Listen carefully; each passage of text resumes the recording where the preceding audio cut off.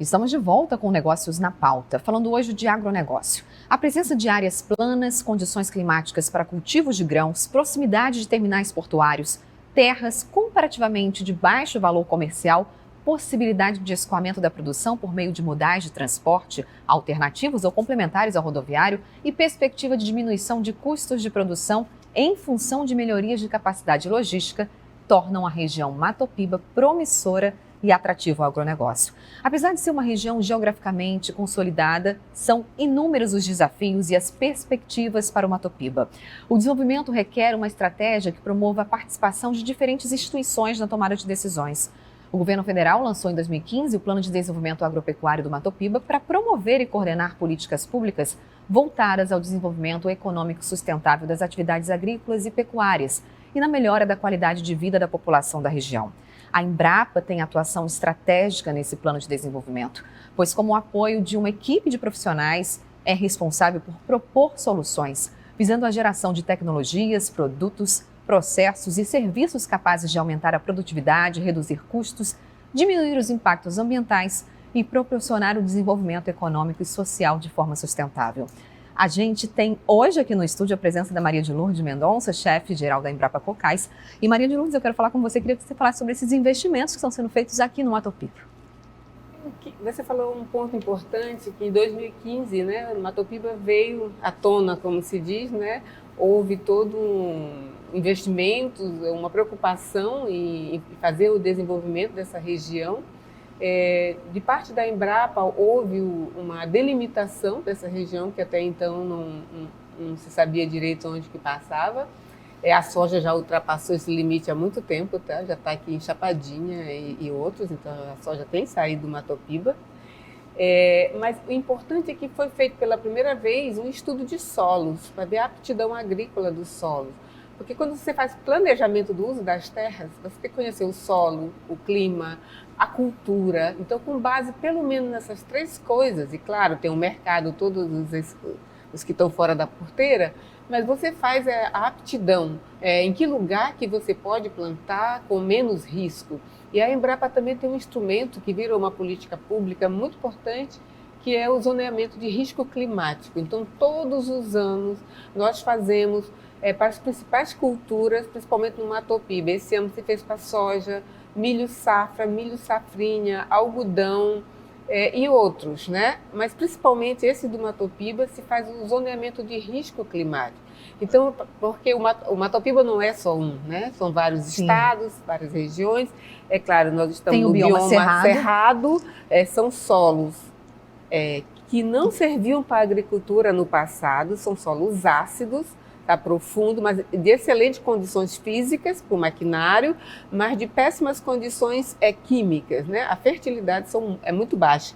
Então, para trabalhar num solo de cerrado, você tem que fazer a correção do solo, né, com calcário, e tem que aplicar os fertilizantes, né? Porque estamos falando aqui de grandes plantações, de um negócio grande da agricultura.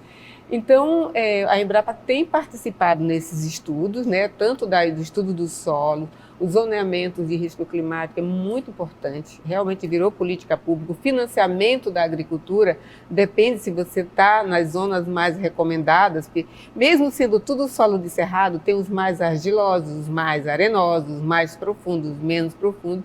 Mas a gente tem visto que esses investimentos, que eu acho que está crescendo, eu falei antes e gostaria de repetir, é na integração lavoura, pecuária e floresta.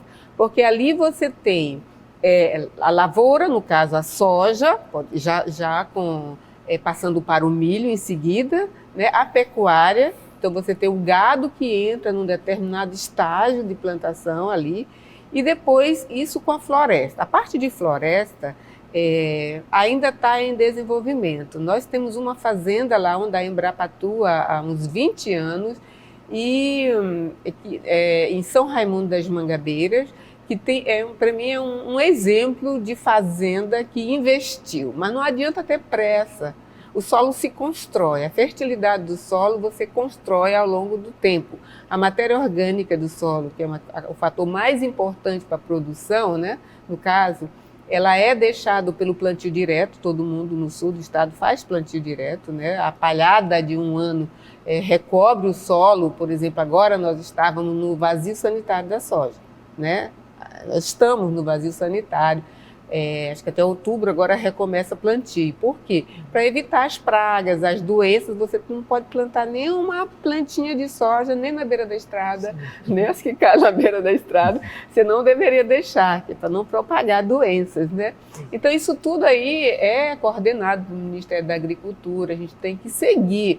Então você pode produzir tudo, mas não de qualquer jeito. E tem um desafio também que eu acredito que seja respeitar as comunidades tradicionais envolvidas, as quebradeiras de coco. Esse é um grande desafio também, de expandir respeitando. Eu queria falar, a gente pensa que Matopiba é só grande business, grandes negócios, e não é. Tem agricultura população pobre, tem pequenos agricultores e pouco está sendo feito por isso. Eu acho que precisa realmente de uma atenção maior para a questão dos pequenos agricultores que estão nesse entorno, que estão nesse meio. O Brasil tem sido alvo de críticas agora com relação à tratativa de meio ambiente, e pelo que você está falando aqui, existe toda uma preocupação dentro de um centro de referência de tecnologia mundialmente reconhecido, como é a Embrapa. Obrigada. Faz esse trabalho maravilhoso, nós estamos chegando aqui a 250 milhões de toneladas, já se fala em que 50 anos nós vamos chegar a 1 bilhão de toneladas, né? Área para plantar tem. Tem. Mas, enfim, esse trabalho que a Embrapa faz, ele não serve de alguma forma para referendar um modelo que é socialmente responsável, é ambientalmente responsável ou não? Sim, a agricultura tem sido às vezes exposta como um vilão. E não é, nós estamos aqui, de acordo com os dados da FAO, nós seremos 9,5 bilhões de pessoas em 2050, né? E se você botar um pouco menos, já estamos com mais de 7 bilhões de pessoas.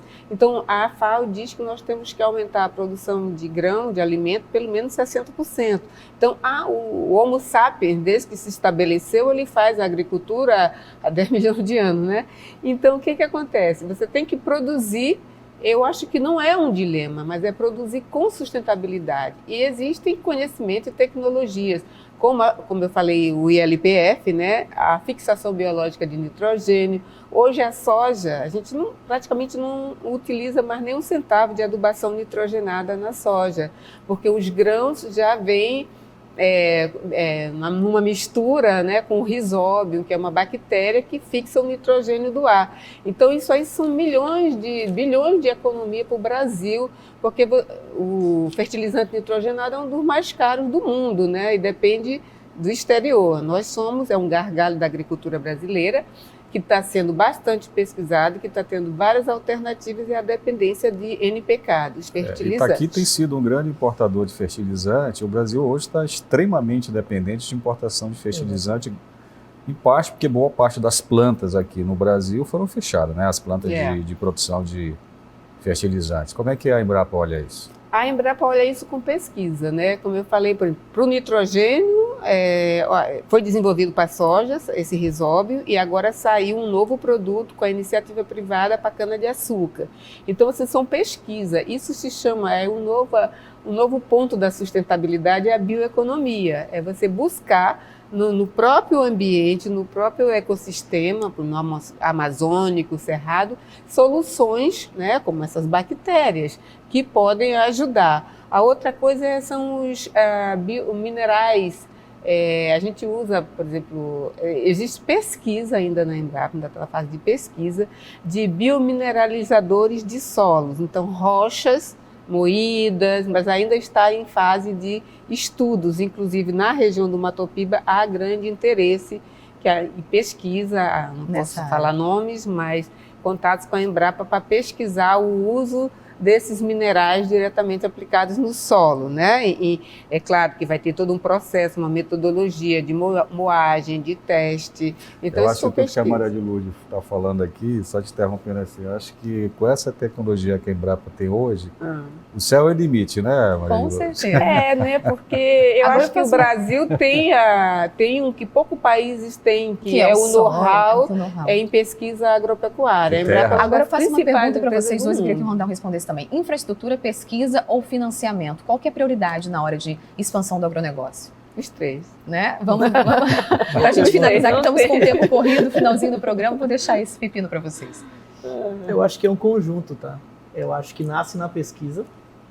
Primeiro você levanta os gargalos, você estuda o mercado, você estuda a região, você faz todo aquele estudo pré de viabilidade, né, na pesquisa, onde eu posso trazer incrementos, e aí você identificando isso, você sabe para onde você deve canalizar aquele investimento no ápice da infraestrutura, que eu acho que é a pauta do país hoje, né, para os avanços aí de safra e tecnologia na lavoura, isso é fato, né?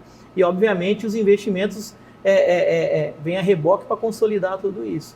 Então eu acho que numa priorização eu colocaria pesquisa, infraestrutura e aí os investimentos.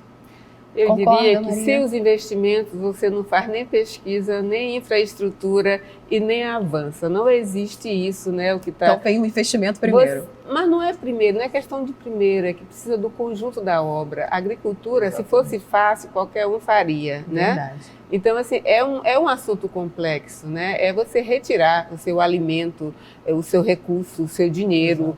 É o setor mais importante do Brasil. Então, eu acho que por isso deveria haver investimento para pesquisa, para infraestrutura e para educação, para a gente educar as pessoas na cidade, saber que o que elas comem, respeitar o trabalho da agricultura. Perfeito. É por isso que o tema foi tão importante hoje, o agronegócio. A gente tem que ter mais um programa sobre isso, né? Concorda, Arthur? Um tema muito rico, acabou nosso tempo por aqui. Eu acho que, antes de tudo, parabenizar dois expoentes aqui de dois setores que têm feito certeza. um trabalho fantástico, a área portuária quanto a pesquisa do agronegócio, é impressionante, né?